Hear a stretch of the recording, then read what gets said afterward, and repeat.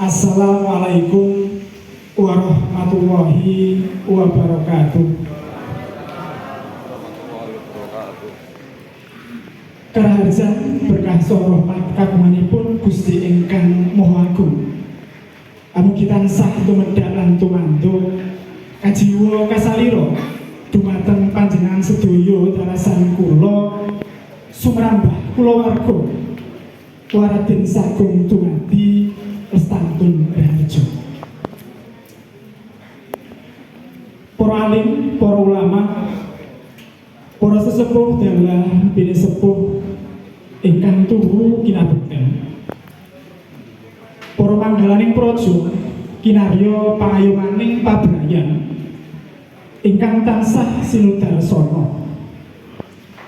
Abaraya agung Bapak Mukhlasin ingkang bagya lan mulya, saking tamu kakung miwah putri ingkang dahat kinurmatan. Puja puji pangastuti kunjuk wonten ngarsa dalem Gusti ingkang murbeng dumadi, ingkang tanpa kendhat paring kanugrahan awujud kegiatan dalah kawilujengan satemah panjenengan sedaya dalasan kula saged pepanggihan kempal manunggal wonten papan menika kanthi manggih ing Karaharjan. Salajengipun kados sampun sami pirsa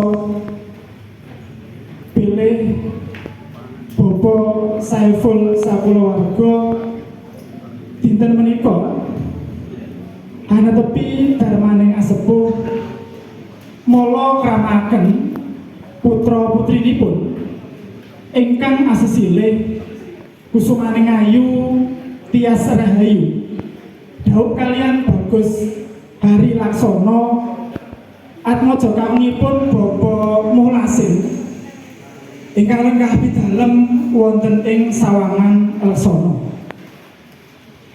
Awondene jabing temanten sampun kalampah kala wau tabuh 8 wekdal nuswantara imbang prajima ingkang mapan wonten ing Masjid Al-Huda Dusun Sawangan.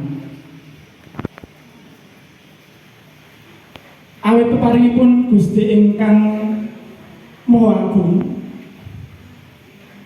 rawuh panjenengan sedaya kasuwun haneksani saha paring tambahing donga pamuji.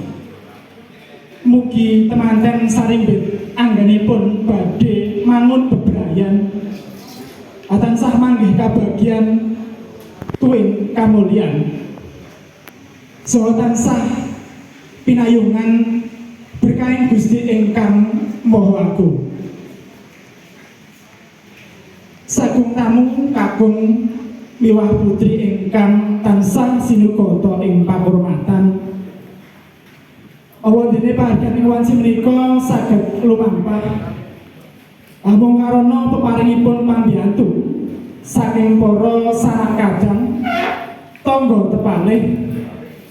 Saya menika arupi bondo tenaga iguh pratikel menapa dene tandha tresna saking para tamu. Awit saking menika Bapak Saiful sakulawarga boten saged paring piwales menapa-menapa amung ngaturaken gunging panuwun ingkang tanpa pepindhan. Kairing panyuwun dumateng Gusti ingkang Maha Agung, amugi sih kadarman panjenengan sedaya pinaringan lelintu ingkang satraju. Salajengipun Bapak Saiful sakulawarga ugi mlenggono kadang kekirangan saha kalepatan anggenipun nampi saha ngacarani rawuh panjenengan sedaya ingkang saking kirang gubuh aruh lungguh tuwin sukuh ingkang boten damel suka renaning penggalih panjenengan sedaya kersa panjenengan sedaya paring sih samudra aksana.